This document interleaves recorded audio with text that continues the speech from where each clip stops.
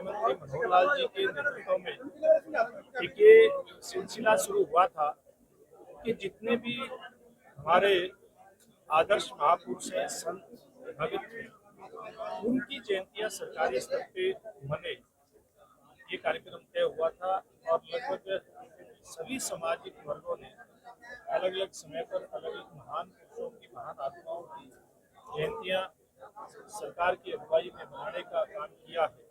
और 2023 में पहली बार भगत शिरोमणि धन्ना जी की जयंती कैथल जिले के धनौरी गांव के अंदर मनाई गई थी। उसमें उस समय के मुख्यमंत्री माननीय मनोहर लाल जी, देश के उपराष्ट्रपति जगदीप धनखड़ जी आए थे। तो इस बार फिर मेरे साथ जो हमारी धारण खाप है, जिसका मुख्यालय कालवा गांव उचाना जींद के अंदर पड़ता है, उस खाप के अध्यक्ष हैं आदमी सूरज भांजी सर्वसाती खाप है, ये मेरे साथ है। तो इनके आग्रह पर इस बार की जयंती जींद जिले के उचाना में कहो या पालवा गांव बिल्कुल उचाना के साथ ही लगता हुआ है, वहां पर ये जयंती मनाई जाएगी। और इसकी अगुवाई और इसमें सब जगह जाकर के मेरे साथ इस खाप के सर्वजातीय धारण खाप के अध्यक्ष सूरज भांजी निमंत्रण देने का काम कर रहे हैं। मैं भी जा रहा हूँ, मेरे जिम्मे इसके संयोजन का काम सरकार ने सौंपा है। तो मिल करके एक बड़ा कार्यक्रम उस दिन उचाना के अंदर हो, इसके प्रयास में लगे हैं। उसी सिलसिले में आज यहाँ पर बैठक ली है और उसमें मुख्यमंत्री मुख्य अतिथि के रूप में नायब सिंह जी रहने वाले हैं। और मैं समझता हूँ कि इस बार का कार्यक्रम बहुत भव्य कार्यक्रम होगा, पिछली बार की तरह दिव्य कार्यक्रम चल रहा है। इस प्रकार आपको लगता है कि कितनी मजबूत हो पाएगी अधिवेशन के साथ? लेकिन मैं समझता हूँ जिस टीम के लीडर का विजन ना हो, विजन लेस लीडर की अगुवाई में किस प्रकार से अधिवेशन होगा, किस प्रकार से पार्टी आगे बढ़ेगी, इस बात के ऊपर बड़ा सवाल खड़ा होता है। कल देवेंद्र पब्लिक की एक वीडियो वायरल हो रही है, उनका दर्द है वो जाहिर हो रहा है मंच पे। मुझे ध्यान नहीं है। हरियाणा में देश के प्रधानमंत्री आ रहे हैं, क्या बड़ी सौगात हरियाणा को मिल सकती है? देखिए 14 तारीख को अम्बेडकर साहिब जी की जयंती के अवसर पर देश के यशस्वी प्रधानमंत्री आदरणीय नरेंद्र मोदी जी हमारे हिसार के अंदर बहुत बड़े एयरपोर्ट की सौगात उस दिन देकर के जा रहे हैं।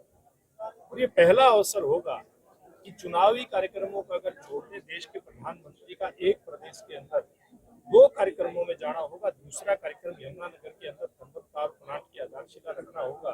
तो 2 बड़े कार्यक्रमों में आना ये दर्शाता है कि हरियाणा के प्रति नरेंद्र मोदी जी का किस प्रकार का दृष्टिकोण वो चाहते हैं कि हरियाणा प्रदेश से उनका क्योंकि पुराना लगाव भी है, वो प्रभारी भी हरियाणा संगठन मंत्री के नाते हरियाणा प्रदेश के प्रभारी भी वो रहे हैं। तो उनका एक रहता है, हमेशा प्रयास रहता है कि कैसे हरियाणा अग्रणी प्रदेशों में रह कैसे हरियाणा तरक्की करे। लगातार जो हिसार के सांसद है जयप्रकाश, हिसार के एयरपोर्ट पर के अस्तित्व पर सवाल उठा रहे हैं। देखिए वो कहते हैं ना खिसियानी बिल्ली, वो बात हो रही है। जब इतने काम हो रहे हैं तो कांग्रेस पार्टी और उसके नेताओं को सहन नहीं होते, क्योंकि जनता नरेंद्र मोदी जी की जय जयकार करती है, नायब सिंह जी की जय जयकार करती है, इस बात से उनको तकलीफ होती है।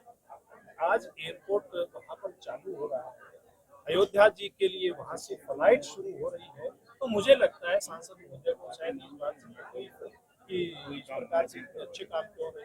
सिरसा की कांग्रेस सांसद है, उन्होंने प्रदेश की शिक्षा नीति पर सवाल उठाए हैं कि स्कूल है लेकिन टीचर नहीं है और स्टूडेंट नहीं है। देखिए मैं एक बात कहना चाहूंगा, हर बात के ऊपर समग्रता के साथ अगर विचार करेंगे तो एक बात ध्यान में आती है कि ये सरकार आने के बाद कैसे देश के प्रधानमंत्री के नेतृत्व में, हमारे हरियाणा प्रदेश के मुख्यमंत्री के नेतृत्व में शिक्षा के मामले में आमूलचूल परिवर्तन हुआ। न केवल शिक्षा देने का काम किया जा रहा है, बल्कि नई शिक्षा नीति देश में ला करके उसके अंदर आमूलचूल परिवर्तन करके कैसे गरीब से गरीब व्यक्ति तक शिक्षा पहुंचे, बच्चे तक शिक्षा पहुंचे और शिक्षा प्राप्त करने के बाद उसको मेरिट के आधार पर रोजगार मिले, इस बात की चिंता की जा रही है। जो सांसद महोदया शैलजा जी हमारी बड़ी बहन है, तो आज इतनी चिंता करते हैं। उनके राज में अगर चिंता की होती तो युवाओं की इतनी बदहाली नहीं होती। उनके राज के अंदर नौकरियां बिकती थी या इनके मुख्यमंत्री से लेकर के इनके बड़े नेताओं के परिवारों को सारी व्यवस्था बदलने का काम, उसमें आमूलचूल परिवर्तन करने का काम हमारी सरकारों ने किया है।